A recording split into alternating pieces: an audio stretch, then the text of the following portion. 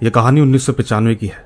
तब मैं Ravi junior loco pilot या असिस्टेंट के तौर पर मध्य प्रदेश में मुझे काम मिला। मैं बहुत खुश था क्योंकि मैंने ज़िंदगी में जो काम करने की सोची थी वही काम मुझे मिल चुका था। अब आपको पहले एक बात बता दूं, असिस्टेंट लोको पायलट को रेलवे में डायरेक्टली रेल चलाने को नहीं देते हैं, क्योंकि रेलवे में सीनियर लोको पायलट होते हैं। वहाँ उनके एक असिस्टेंट का काम करना होता है, यानी कि इंजन में फ्यूल डालना, मीटर चेक करना, हर एक स्टेशन क्रॉस होने पर सिग्नल टॉर्च या फ्लैग हिलाना, और तो और सैंड बॉक्स में सैंड कितना है ये सब चेक करना, लिस्ट भरना, कई तरह के काम होते हैं। और साथ ही आपको एक बात और बता दूं, जब तक आप लोग भारतीय रेल में एज ए जूनियर हैं तब तक आपको कुछ भी काम कराया जा सकता है। उस वक्त मुझसे बहुत सारे काम कराते थे। मुझे पहले जिस रूट पर डाला था वो ट्रेन पैसेंजर की ट्रेन थी। वहाँ मेरी लाइफ बहुत अच्छी चल रही थी, लेकिन 6 महीने के बाद उन्होंने मुझे दूसरे रूट पर डाल दिया, जो कि एक सेमी एक्सप्रेस ट्रेन थी। सच कहूँ तो अब तो मेरी लाइफ और भी मस्त बन गई थी, क्योंकि साथ में मेरा इंक्रीमेंट भी हुआ था। अब मैं बहुत खुश रहने लगा था। आपको बता दूं कि मेरा जो दूसरा रूट था वो एमपी के एक शहर से यूपी के एक शहर को जोड़ने वाला कम से कम 10 घंटे का रूट था। मेरी ड्यूटी एक साइड पर 5 घंटे की नाइट ड्यूटी थी, एमपी टू यूपी। बाकी रिटर्न ट्रेन से 5 घंटे की ड्यूटी थी, यानी टोटल 10 घंटे की ऑन पेपर ड्यूटी। बाकी आप सबको तो पता ही है कि भारत में ट्रेन लेट होना कोई बड़ी बात नहीं है। तो एक्चुअली ड्यूटी पर कभी कभी मुझे 12 घंटे भी हो जाया करते थे। और तो और मुझे कई बार गुड्स ट्रेन पर भी असिस्टेंट लोको पायलट का काम करना पड़ता था।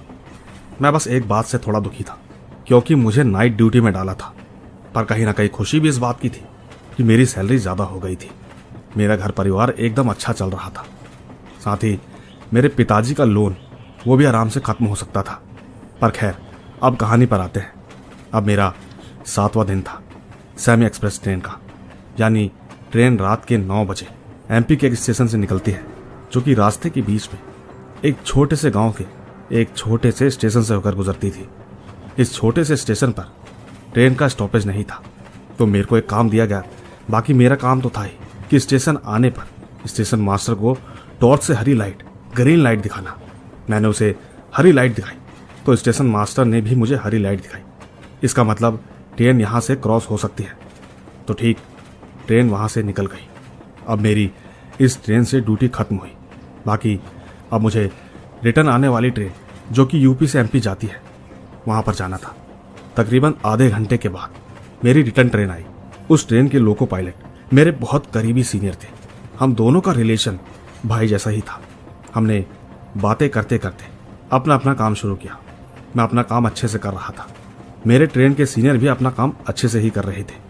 मैं इंजन से बाहर निकला और ग्रीन लाइट दिखाई। हमारी ट्रेन जैसे ही उस स्टेशन के पास पहुंची तो मैं क्या देखता हूँ, बाहर हमें सिग्नल एक्सचेंज करने के लिए कोई भी नहीं खड़ा था। वहाँ उस वक्त ना ही स्टेशन मास्टर खड़ा था और ना ही कोई सिग्नल एक्सचेंज करने के लिए। उसी वक्त मैंने देखा कि हमारी लाइन का जो रेलवे ट्रैक है उसका सिग्नल तो ग्रीन ही है। मैंने तुरंत ही अपनी तरफ से ग्रीन सिग्नल दिखाया, क्योंकि मुझे लगा चलती हुई ट्रेन में शायद मुझे ठीक से कोई दिखा नहीं होगा। लेकिन इसी गांव के स्टेशन मास्टर ने तो मुझे पहली वाली ट्रेन में सिग्नल दिखाया था, और अब शायद ट्रेन फास्ट है, इसीलिए वो कहाँ खड़ा है ये मैं ठीक से नहीं देख पाया। मैं ठीक वापस इंजन के अंदर आ गया और हम फिर से यहाँ वहाँ की बातें करने लगे। ऐसा करते करते मेरी आज की ड्यूटी खत्म हुई। अब आते हैं अगले दिन पर, यानी मेरा इसी रूट पर 8वीं रात। मेरी पहले की 5 घंटे की duty MP to UP train की जर्नी अच्छे से कट गई, और फिर रिटर्न जाने वाली ट्रेन में मेरे अच्छे और सच्चे सीनियर मेरे साथ थे। आज ट्रेन थोड़ी लेट हो चुकी थी और यहाँ से लेट छूटने वाली भी थी। मेरे सीनियर ने कहा कि चल यार रवि, अभी खाना खा लेते हैं, फिर एमपी जाकर सीधा सो जाएंगे। मैंने कहा ठीक है, अभी ही खा लेते हैं। हम तुरंत खाना खाने बैठ गए। तकरीबन 20 मिनट के बाद हमें यहाँ से ग्रीन सिग्नल मिला और हमारी ट्रेन चल पड़ी। फिर आया हमारा वही छोटा सा गाँव जहाँ पर हमारी ट्रेन नहीं रुकने वाली थी। आज भी मैंने देखा स्टेशन पर सिग्नल चेंज करने वाला कोई नहीं था। ट्रैक्स के सिग्नल देखे तो वो ग्रीन ही थे, लेकिन स्टेशन पर कोई क्यों नहीं है ये मुझे बिल्कुल समझ नहीं आ रहा था। मैं यही सोचते सोचते इंजन के कैबिन के अंदर आकर बैठ गया। इसके बाद मेरे सीनियर ने मेरी तरफ देखकर पूछा कि क्या हुआ, परेशान लग रहे हो, चिंता मत करो, आज ज़्यादा लेट नहीं होगा, पहुंच जाएंगे। मैंने उनसे कहा, नहीं सर, घर जाने की नहीं, मैं जो अभी ये स्टेशन गया है इसके बारे में ही सोच रहा था। उन्होंने कहा, इस स्टेशन के बारे में तुम क्या सोच सकते हो? मैंने कहा कि मुझे कल का तो नहीं पता, लेकिन आज मुझे ऐसा लगा कि इस स्टेशन पर सिग्नल चेंज करने वाला कोई नहीं था। मैंने जितना मुझसे होता है हर जगह देखा, लेकिन कोई नहीं दिखाई दिया, हालांकि अंधेरा तो था। लोको पायलट ने कहा कि ट्रैक के सिग्नल तो ग्रीन ही था, मैंने देखा था। मैंने तुरंत कहा, सिग्नल तो ग्रीन ही था, लेकिन स्टेशन मास्टर को हर एक ट्रेन सिग्नल एक्सचेंज करने वाली ड्यूटी सही से निभानी चाहिए। वैसे बाकी सभी स्टेशनों पर तो कोई प्रॉब्लम नहीं हो रही, वहाँ के हर एक सिग्नल मास्टर अपनी अपनी टॉर्च से सिग्नल दिखा रहे हैं। मेरे सीनियर ने कहा कि उन्होंने ग्रीन सिग्नल दिखाया होगा, छोटा सा स्टेशन है, अंधेरे की वजह से शायद तुम्हें नहीं दिखाई दिया होगा। इसके बाद मैंने कुछ सोचकर कहा, 1 मिनट मैं गार्ड से पूछता हूँ। मैंने वायरलेस से गार्ड को पूछा। उन्होंने भी मुझे यही बताया कि उन्हें कोई ठीक से दिखा नहीं था, लेकिन हमारे लोको पायलट ने हम दोनों को कहा कि अरे उन्होंने सिग्नल दिखाया होगा, अंधेरे की वजह से आपको ठीक से नहीं दिखा। मुझे लगा शायद सर ठीक कह रहे हैं। इसके कुछ ही घंटों बाद हमारा स्टेशन आ गया और हमारी ड्यूटी खत्म हुई। दोस्तों, आप सबको पता होगा कि हमारे भारत देश में मेनली 2 कंपनी के इंजन बनते हैं, एक एल्को लोकोमोटिव्स और दूसरा एएमडी कंपनी का लोकोमोटिव। ये एएमडी का इंजन दिखने में बस जैसा लगता है, क्योंकि इसमें इंजन का डैशबोर्ड विंडो आगे होता है, लेकिन वहीं दूसरी ओर एल्को का डैशबोर्ड विंडो साइड में होता है। अगले दिन हमें एएमडी इंजन मिला। आज मेरा ड्यूटी का 9वां दिन था। वही वापस जाने वाली ट्रेन पर आज भी ट्रेन थोड़ी लेट ही चल रही थी। हमें यहाँ से निकलने का सिग्नल मिला।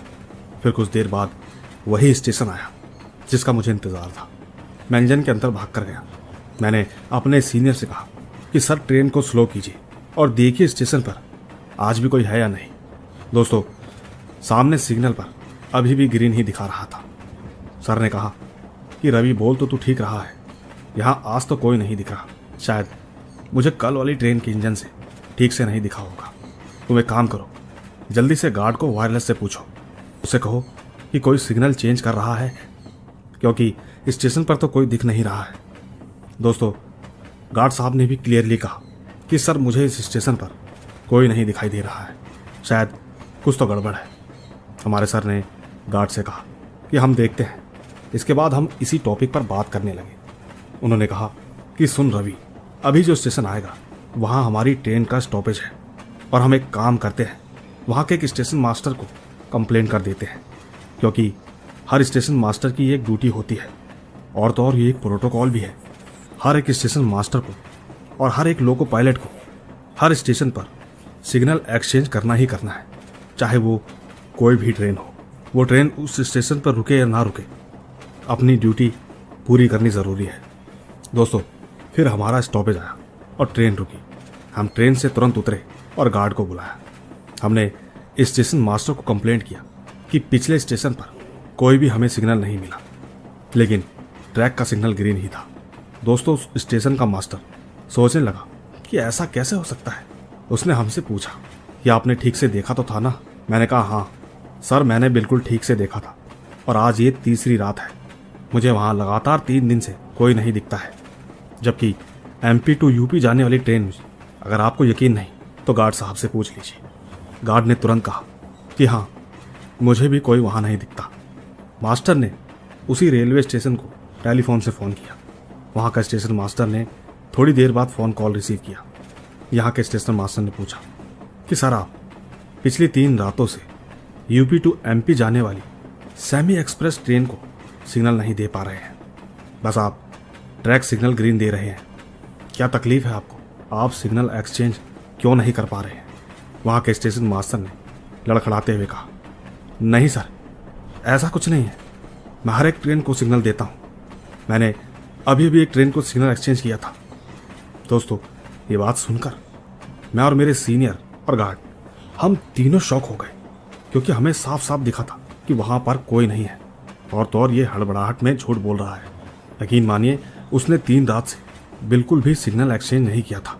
पर आखिरकार ये बात सुनकर हम लोग बाहर आ गए और अपनी ट्रेन से रवाना हो गए। हमारी उस दिन की ड्यूटी भी खत्म हुई। अब मेरा 10वां दिन था। मैंने आज सर को पहले ही कह दिया था कि आज स्टेशन पर ट्रेन बहुत स्लो चलाना। मुझे उस स्टेशन मास्टर को थोड़ा गौर से देखना है। ठीक वही स्टेशन आया और मैंने उसे गौर से देखने की कोशिश की। स्टेशन मास्टर सिग्नल एक्सचेंज कर रहा था, पर मैंने एक बात नोटिस की कि स्टेशन मास्टर के एक पैर पर पट्टी बंधी हुई थी। शायद उसका एक टांग फ्रैक्चर है। तभी मेरे मन में एक बात आई, शायद यही कारण होगा कि वो एक्सचेंज नहीं कर पा रहा। पर तभी मेरे मन में एक बात और आई, अगर इतनी सी ही बात थी तो कल उसने ये बात मास्टर को क्यों नहीं कही। मैंने सोच लिया था कि वापस जाते टाइम अगर मास्टर ने सिग्नल नहीं दिया तो आज हम ट्रेन यहीं रोक कर देखेंगे, आखिरकार मास्टर को क्या प्रॉब्लम है। इसके बाद मैंने रिटर्न जाने वाली ट्रेन में बैठ गया। मैंने अपने सर से कहा कि सर, आज दूध का दूध और पानी का पानी करते हैं। आज आप फिर से ट्रेन स्लो ही रखना। अगर हमें वहां कोई नहीं दिखा तो आप ट्रेन रोक दीजिएगा। मैं खुद उतर कर देखूंगा कि आखिरकार दिक्कत क्या है। दोस्तों, वही हुआ जो कि मैंने सोचा था। स्टेशन पर कोई भी नहीं था। मैंने ट्रेन रोकने को कहा और ट्रेन रुक गई। मैं स्टेशन से उतरा और सीधा मास्टर के कैबिन में चला गया। स्टेशन एकदम सुनसान था, चारों तरफ खूब सन्नाटा, एकदम शांत माहौल। मास्टर का कैबिन अंदर से लॉक था, विंडो भी बंद थी। मैं 5 मिनट तक लगातार चिल्लाता रहा। गुस्से में मैंने गालियां भी दी, लेकिन वो मास्टर बाहर नहीं आ रहा था। मैं सोचने लगा कि ये कैसा अजीब आदमी है, अपनी ड्यूटी के टाइम पर सो रहा है। मैं ठीक जनरेटर कैबिन की तरफ गया, वहां भी कोई नहीं था। टिकट काउंटर की तरफ गया तो वहां पर भी कोई नहीं था। प्लेटफॉर्म पर एक छोटा होटल था, वहां भी देखा, पर वहां भी कोई नहीं था। नहीं समझ आ रहा था कि आखिरकार सबके सब कहां गए। मैंने वहां पर एक बात नोटिस की कि मास्टर के कैबिन को छोड़कर और कहीं किसी भी जगह लाइट नहीं है। सिर्फ और सिर्फ मास्टर के कैबिन में लाइट ऑन थे। मैं भागकर फिर से मास्टर के कैबिन की तरफ गया। कैबिन का दरवाजा, जो कि नया नया बना हुआ था, वो थोड़ा टूटा हुआ है, यानी कि उसमें एक क्रैक है। दरवाजे पर कुछ छेद भी बने हुए थे। मैंने बिना किसी आवाज के एकदम चुपचाप उस होल के अंदर देखा। दोस्तों, मैं क्या देखता हूं, कैबिन के अंदर 2 आदमियों को किसी ने हाथ पैर बांधकर, मुंह पर पट्टी बांधकर नीचे बैठा रखा है। ये सब देखकर मैं अचानक डर गया कि आखिर ये क्या है और ये कैसे हो सकता है, और तो और ये सब किसने किया होगा। मैं बिना सोचे समझे उस दरवाजे को तोड़कर अंदर चला गया। स्टेशन मास्टर और वो दूसरा आदमी मुझे देखकर उनकी आंखों में आंसू आने लगे। मैंने तुरंत उनके मुंह से पट्टी खोली। स्टेशन मास्टर ने कहा, वो तुम्हारे ऊपर है। मैंने कौन पूछकर जैसे ही ऊपर देखा तो पाया कि एक खौफनाक चुड़ैल, जिसके मुंह पर खून लगा था, जगह जगह खंजर, शरीर पर कटे हुए निशान, लाल आंखें। उसने तुरंत ही मेरे ऊपर एक झपट्टा मारा, पर जैसे ही वो मेरे ऊपर कूदी तो अचानक उसे जोर का झटका लगा और मुझसे दूर जाकर गिरी। मैं उसे देखकर इतना डर गया कि मैं आपको बता नहीं सकता। एक तो पहले से ही मैं कमजोर दिल का आदमी हूं, और भूत प्रेत ये सब कुछ मैंने पहली बार देखा। मैंने उस औरत की तरफ देखा तो वो ठीक मुझे नहीं बल्कि मेरे हाथ पर बंधे हुए धागे की तरफ देख रही थी, जो कि मुझे मेरी मां ने मेरे बर्थडे पर बांधा था। वो ठीक शंकर भगवान जी का अभिमंत्रित धागा था, साथ ही मेरे गले में हनुमान जी का लॉकेट भी। मैं समझ चुका था कि शायद अब ये मुझे कुछ नहीं कर सकते, और इसी बात का फायदा उठाकर मैंने उस स्टेशन मास्टर और उसके साथ वाले आदमी के हाथ पैर खोल दिए। ये सब देखकर वो चिल्लाने लगी, कहने लगी, उसे मत खोलो, वो मेरा शिकार है, आज मैं उसे मार डालूंगी, चुपचाप यहां से चला जा, वरना तू भी जिंदा नहीं बचेगा। उसी वक्त मुझे बाहर से हमारे ट्रेन का हॉर्न सुनाई दिया, जो कि मेरे सर ने बजाया था। मैं मन ही मन ये सोच रहा था कि काश हमारे सीनियर यहां ना आ जाए, क्योंकि वो एकदम नास्तिक है। वो इन सब चीजों पर बिल्कुल विश्वास नहीं करते। पर उसी बीच सर और गार्ड की आवाज आने लगी। वो दोनों के दोनों मुझे ही बुला रहे थे, कह रहे थे कि रवि जल्दी आ जा, वरना ट्रेन लेट हो जाएगी। हम यहाँ ज्यादा देर तक नहीं रुक सकते, वरना अगले स्टेशन पर हमारी कंप्लेंट हो सकती है। दोस्तों, हमारे सर को नहीं पता था कि रवि तो दरवाजा तोड़कर अंदर जा चुका है, लेकिन दरवाजा जैसे पहले लॉक था वैसे ही हो चुका था। मैंने तभी उस चुड़ैल से पूछा कि क्यों बांध कर रखा है, इन लोगों ने तुम्हारा क्या बिगाड़ा है, छोड़ो, हम सबको जाने दो। उसने कहा कि मैंने तुझे नहीं रोका, तू निकल जा यहां से, लेकिन मैं इन दोनों को अब नहीं छोड़ूंगी। मैंने कहा, आखिर इन्होंने किया क्या है, इन्हें क्यों बांध कर रखा है? वो कहने लगी कि इनसे खुद पूछ इन्होंने क्या किया है। मैंने स्टेशन मास्टर से पूछा कि ये सब क्या चल रहा है, क्या किया है आप लोगों ने? दोस्तों, पहले तो वो बहुत रोए, फिर उन्होंने कहानी बताना शुरू किया कि ये बात आज से 2 महीने पहले की है। उस वक्त मेरी ड्यूटी दिन के समय थी। ये औरत और इसका पति दोनों मजदूरी का काम करते थे। इनका एक 16 साल का बेटा था। ये सब के सब यहाँ रिनोवेशन का काम कर रहे थे। इस औरत का बेटा दिमाग से ठीक नहीं था, वो थोड़ा पागल सा था। वो लोग उस लड़के से कभी कभी थोड़ा थोड़ा काम करवाते थे, लेकिन एक ग्रुप में सिर्फ 8 लोगों को काम करने की परमिशन थी। उस लड़के को मिलाकर 9 लोग होते थे। बस एक यही कारण था कि हम उसके पैसे नहीं देते थे। हाँ, पर इसके माँ बाप को हर रोज मजदूरी देते थे। एक दिन ये उसके हिस्से के पैसे मांगने लगे, लेकिन मैंने सीधे सीधे मना कर दिया, क्योंकि उस लड़के से कोई भी दिन भर पूरा टाइम काम नहीं करवाते थे। फिर एक दिन लगभग दोपहर के 2 बज रहे थे। हमारे स्टेशन पर छत का काम शुरू हुआ था। ये बिल्डिंग 2 मंजिल का था, ground floor and first floor. तो ठीक सबसे ऊपर वाला फ्लोर, उस पर काम चालू था। वो लड़का खेलते खेलते ऊपर आ गया, लेकिन उसके माँ बाप और उनके बाकी ग्रुप के लोग नीचे प्लेटफॉर्म पर काम कर रहे थे। बाकी दूसरे ग्रुप वाले फर्स्ट फ्लोर की छत पर काम कर रहे थे। मैं तभी छत पर गया ये देखने की कितना काम हुआ है। तब मैंने वहां पर देखा कि ये लड़का काम करते वक्त थोड़ा थोड़ा परेशान कर रहा था।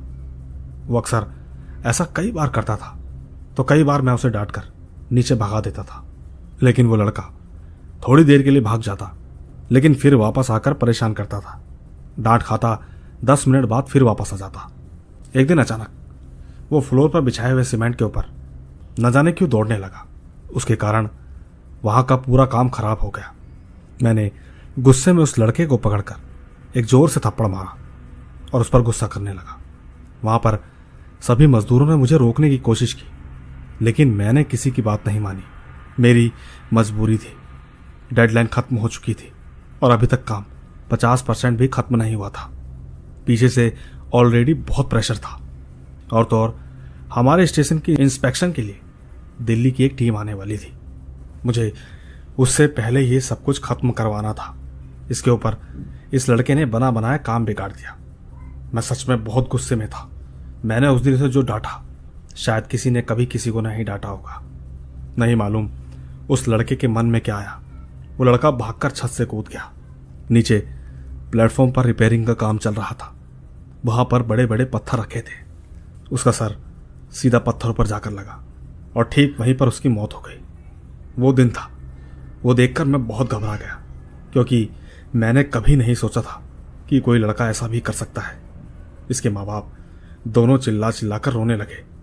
थोड़ी देर बाद वहां के एक मजदूर ने मुझसे कहा कि साहब, इन सबका मुंह बंद करा दीजिए, वरना आपको जेल हो सकती है। मैंने कहा कि कैसे मुंह बंद कराऊं इनका? उसने मुझसे कहा कि ज्यादा से ज्यादा पैसे देकर इस लड़के की लाश को ठिकाने लगाना होगा और जल्दी से इस स्टेशन का काम खत्म भी करवाना होगा। मैंने तुरंत सबको पैसे देकर मुंह बंद रखने को कहा, लेकिन उस लड़के के माँ बाप ने पैसे लेने से साफ साफ मना कर दिया, और तो और मेरा साथ देने वाले हर मजदूर को पुलिस के हवाले करने की धमकी दी। बस मैं इतना गुस्से में आ गया कि मैंने एक और गुनाह कर दिया। मैंने गुस्से में उन दोनों को भी मार दिया और फिर तीनों की लाश को ठिकाने लगवाया। इसके बाद सब कुछ ठीक चल रहा था। इंस्पेक्शन भी अच्छे से हो गया। बस उसके बाद से मुझे नाइट ड्यूटी पर लगा दिया गया। सबसे बुरी बात तो यह है कि उसी रात से ये औरत मुझे ट्रैक पर दिखने लगी। धीरे धीरे इसने मुझे टॉर्चर करना शुरू किया। वो ठीक मुझे और मेरे साथ वाले को बहुत मारती। ये अक्सर मेरे सपने में आती है, कहती है कि मैं तुम्हें तड़पा तड़पा कर मारूंगी। दोस्तों, ये सब कुछ चल ही रहा था कि अचानक वो औरत कहीं गायब हो गई। मैंने ठीक उन दोनों से कहा, तुम्हारे पास मौका है, यहां से जल्दी से भागो। मैंने किसी तरह वो टूटा हुआ दरवाजा, उस पर धक्का मारकर उसे और तोड़ा। सामने ट्रेन के लोको पायलट खड़े थे। मैंने उनसे इतना ही कहा कि सर, यहां बहुत बड़ी प्रॉब्लम है, आप जल्द से जल्द ट्रेन को यहां से निकालिए। वो मुझसे कहने लगे कि आखिर ऐसा क्या हुआ। मैं ठीक उन्हें जैसे ही बताने वाला था कि तभी मैंने देखा कि ट्रेन से कुछ लोग बाहर उतरकर घूम रहे थे। मैंने उनसे कहा कि मैं आपको कल सब कुछ बताऊंगा, पर प्लीज़ अभी यहाँ से आप ट्रेन ले जाइए। वो मुझसे कहने लगे, पर तुम्हें क्या हुआ? और ये स्टेशन मास्टर है ना, इसके पैर पे पट्टी कैसे बंधी है? मैंने कहा, सर मैं आपको कल सब कुछ बताऊंगा, लेकिन अभी आप यहाँ से जल्दी निकलिए। सर ने मुझसे कहा कि अगर तुम मेरे साथ नहीं चले तो तुम सस्पेंड हो सकते हो।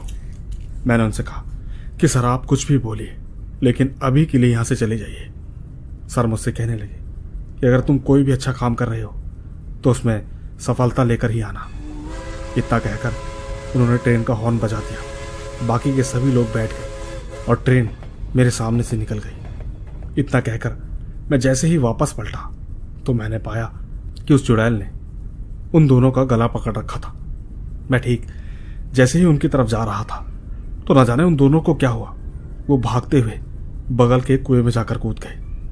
मैंने तुरंत कुएं में देखा, लेकिन वहां कोई भी नहीं था।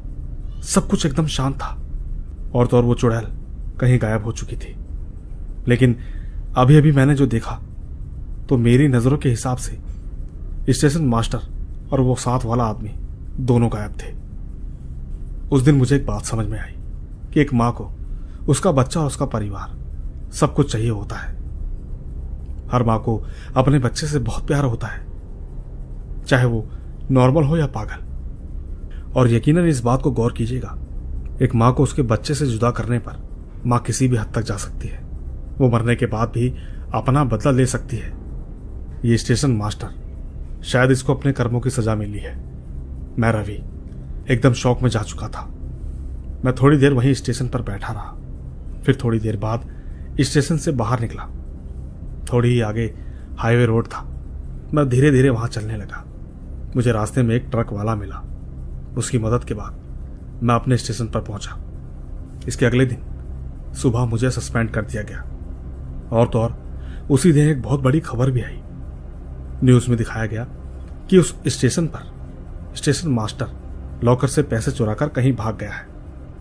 दोस्तों, इसके बाद उस स्टेशन पर एक नया मास्टर अपॉइंट किया गया और मुझे 3 दिन के बाद काम पर वापस बुलाया गया। मेरे सर ने मेरे लिए बहुत रिक्वेस्ट करी थी और उस वक्त हम दोनों की उम्र एकदम सेम थी। मैं उनको सर बोलता हूं। लेकिन दोस्तों, एक बात और है। आप सब ये सोच रहे होंगे कि गुनाह तो स्टेशन मास्टर ने किया, लेकिन उसके साथ वाला आदमी, उस औरत ने उसको क्यों मारा? तो ठीक मैं आपको बता दूं कि वो आदमी वहीं पर था जब स्टेशन मास्टर को उसने कहा था कि सबको पैसे देकर उनका मुंह बंद करवा दीजिए। दोस्तों, सबसे बड़ी बात, कुछ दिनों के बाद पता चला कि उस स्टेशन पर जो भी मजदूर काम कर रहा था, धीरे धीरे उनकी अचानक से रहस्यमय मौत हुई। किसी की लाश तालाब में मिली और किसी की कटकर। दोस्तों, 2021 में रवि जी की भी कोरोना से मौत हो गई। इस कहानी को रवि जी ने 2021 में मरने से पहले अपने भाई को बताया था, जो कि वो भी एक स्टेशन मास्टर है। उन्होंने इस कहानी को अपने दूसरे भाई को बताई। उनका तीसरा भाई मेरा जानकार है, उसने ये कहानी मुझे सुनाई। अब दोस्तों, आपको ये कहानी कैसी लगी ये तो मैं नहीं जानता, लेकिन इस कहानी में बहुत इंटरेस्टिंग पार्ट है। मैं उम्मीद करूंगा आपको ये कहानी जरूर पसंद आएगी। धन्यवाद।